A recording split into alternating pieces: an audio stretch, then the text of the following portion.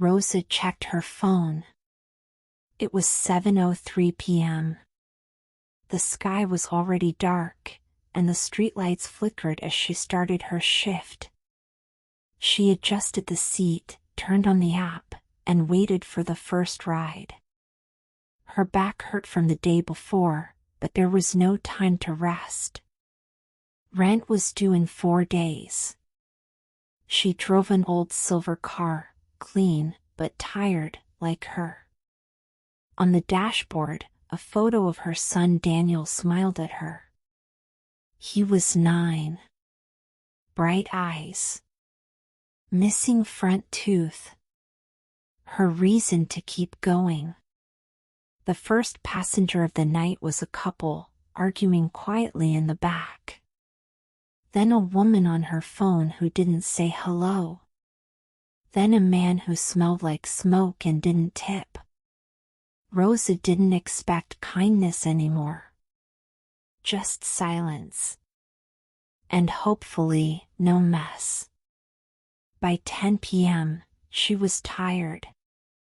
Her hands were tight around the wheel, her eyes dry. But she needed one more ride. Just one more. The app pinged. New request, pick up 2 blocks away. She accepted it and turned the corner. A man stood near a bus stop, alone. He looked older, maybe late 50s. No bags. No umbrella. Just a long coat and quiet eyes. Rosa pulled up. "For David?" she asked through the window. He nodded and got in the back seat without a word. As she started driving, she glanced at the mirror. He wasn't on his phone. Wasn't checking directions. Just looking out the window like the world was passing too fast for him to care. After 5 minutes of silence, Rosa said softly, "Cold night." The man looked up. "Yes," he replied. His voice was slow, heavy. Colder than usual. That was it. No more words. No smile. No complaint. 15 minutes later, they arrived. He gave her the exact fare in cash, said thank you, and stepped out without closing the door too hard. Rosa waited for the app to update. Then she looked back to check the seat. Something was there. A small black notebook. Left behind. Or maybe left on purpose. Want to learn English through real emotions and everyday life? Stay with us until the end. This story might stay with you longer than you expect. Rosa picked up the black notebook. It was small, old, and held together by a thin elastic band. The cover was scratched, but the pages inside looked clean. Her first thought was, I'll return it. But there was no phone number. No name. Just the word David on the last ride summary. She hesitated. Then opened it. The first page said, "If you are reading this, maybe I forgot it. Or maybe I wanted someone to read." Rosa raised her eyebrows. She looked out the window. The man was long gone. She flipped to the next page. "I used to talk. To people. To myself. Now I write, because silence is easier." The words were written in clear English, but they felt heavy, like they were carrying something Rosa couldn't see yet. She turned another page. "Today marks 3 years since I last saw my daughter. She lives in this city now. She doesn't know I'm here." Rosa stopped. She looked at her hands. They were shaking a little. Not because of fear, but because something in those words felt close. She thought of Daniel. What if one day he stopped talking to her? What if he didn't even know she was near? She read more. Not everything. Just enough to understand. This man was lonely. Lost. But not dangerous. And this notebook? It wasn't forgotten. It was a message, quiet, like him. She took a deep breath and closed it. She could return it. But how? The app didn't save writer numbers. And she didn't know where he went. Just a street name. A building. She started the car again, heart beating faster than before. She wasn't just driving now. She was carrying someone's story. And maybe, just maybe, she was supposed to. Rosa couldn't stop thinking about the notebook. All night, her mind returned to the quiet man in the back seat, the way he looked out the window, the silence between them. The words he left behind stayed with her like a soft echo. She didn't know why, but she felt responsible. Not just for returning the notebook, but for the fact that she had read it. That morning, before her shift, she drove back to the address from the ride. It was a tall, gray building with no name, just a number on the wall.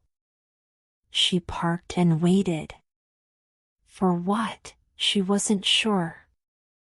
Maybe to see him again. Maybe to find someone who knew him. 10 minutes passed. Then 20. People came and went, but no one looked familiar. No one looked like David. She finally got out of the car and approached the front desk inside. An older woman sat behind the glass. Rosa asked, "Excuse me, do you know a man named David?" "About 60. Long coat. Quiet." The woman squinted. "We have many Davids," she said. "Last name?" Rosa shook her head. "No. Just, he left something in my car. I'm trying to return it." The woman sighed, then looked through a clipboard. "Sorry," she said. "I can't help you." Rosa walked back to her car, notebook still in hand. She sat behind the wheel, staring at the cover. Then she did something unexpected. She opened it again. This time, she flipped near the back. There was a short page. Just a few lines. "I don't want pity. I just want someone to know I was here. That I existed. Even if it's a stranger." Rosa closed her eyes and held the notebook to her chest. He wasn't asking for attention. He was asking for recognition. For someone to see him. To know he had once loved, once laughed, once lost. That afternoon, Rosa didn't take more rides. She drove to the river. Parked. Watched the water move slowly. And for the first time in a long time, she cried. Not for herself. But for someone she didn't even know. Someone who reminded her how lonely the world can feel, and how powerful it is to be seen. Rosa didn't work that night. She didn't open the app that night. Instead, she made a simple dinner for her son, and tucked him into bed with a kiss on the forehead. Her mind, though, was still full. The notebook was on the kitchen table, waiting like an open door. She sat in front of it, staring at the cover again. Then slowly, gently, she opened to a blank page near the end. She held her pen for a long time before writing anything. Her handwriting was messy, but her heart was steady. You said you don't want pity. I respect that. But you also said you just want someone to know you were here. Well, now someone does. She paused, took a breath, continued. I don't know your story, but I read pieces of it, and it moved something in me. I don't think you forgot this notebook. I think you left it behind for a reason. Maybe for someone to hear what you couldn't say out loud. Another pause. The room was quiet. The fridge hummed softly. Her son's small breaths came from the next room. Rosa kept writing. I'm just a tired mother, trying to make ends meet, driving around the city every night. I know what it's like to feel invisible. I know what silence feels like when no one calls, when no one checks in, when no one asks how you are. So, if you ever read this again, just know, you were not alone. I saw you. And your words mattered. She signed the page simply, Rosa, the driver from that night. Then she closed the notebook, placed it inside a plastic bag, and set it near the door. She didn't know what she would do with it yet. Maybe she'd leave it at the front desk of that building. Maybe she'd keep it a while longer. But one thing was clear, something had shifted inside her. She didn't just drive people anymore. She listened. She noticed. And now, she spoke back. Rosa didn't open the app the next day either. Something about the notebook had slowed her down. For the first time in months, she let herself feel tired without guilt. She played with Daniel after school, made pancakes for dinner, sat quietly on the couch while he watched cartoons. The notebook stayed near the front door, but her mind stayed with the words inside it. On the third night, she turned the app back on. Bills still existed. Life still moved. But something inside her had changed. She drove with a new kind of attention, not just to traffic, but to people, their silence, their small voices, their waves sitting in the back seat as if holding stories they didn't know how to share. Just after midnight, she got a ping. The name on the screen made her pause, David. It couldn't be him. But the pickup location was near that same gray building. Her hands shook slightly as she accepted the ride and turned the car around. When she arrived, no one was there at first. Then, from the shadows of the entryway, he appeared, same long coat, same quiet eyes. He stepped into the car without looking up. For David? She asked, her voice lower than usual. He nodded. Yes. They drove in silence for a few blocks. Rosa kept glancing at him through the mirror, but he didn't speak.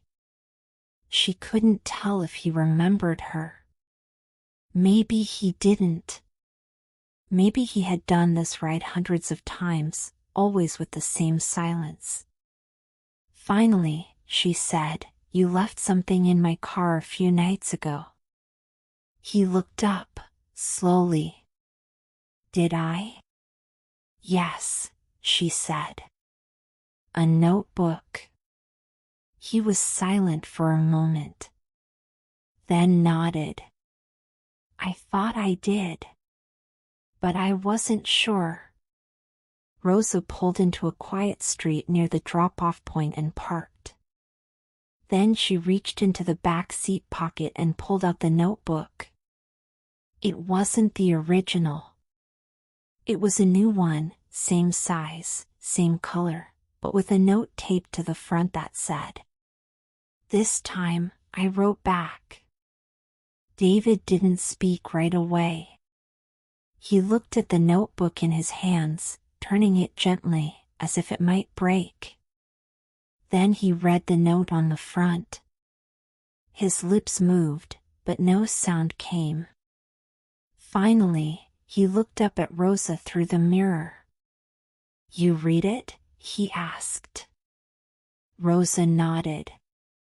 "Some of it. Not everything. Just enough to hear you." He didn't seem angry. Just surprised. "And you wrote back?" She smiled softly. "I didn't know if you'd ever see it. But yes, I did." He opened the notebook slowly. Inside, her words filled one page. Then two. A story of her own, short, quiet, just like his. A mother. A job. A life lived in small moments.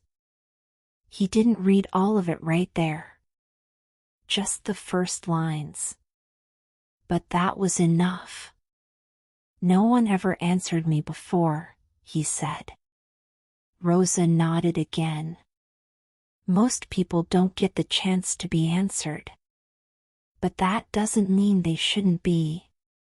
The car was quiet. No sounds except for the soft ticking of the engine. The street outside was dark, empty. Then he said, "Thank you, Rosa. You remembered my name? I never forgot it." He stepped out of the car without another word. But this time, he closed the door gently and turned around. With one hand on the notebook, he nodded toward her, not a goodbye, not even a smile, just acknowledgement. That small, powerful thing people give each other when they've been truly seen. Rosa drove the rest of the night in silence. Not the heavy kind. The kind that feels like peace. The kind that follows understanding. She didn't tell anyone about that ride. Not her son. Not her friends. It wasn't a story she needed to share.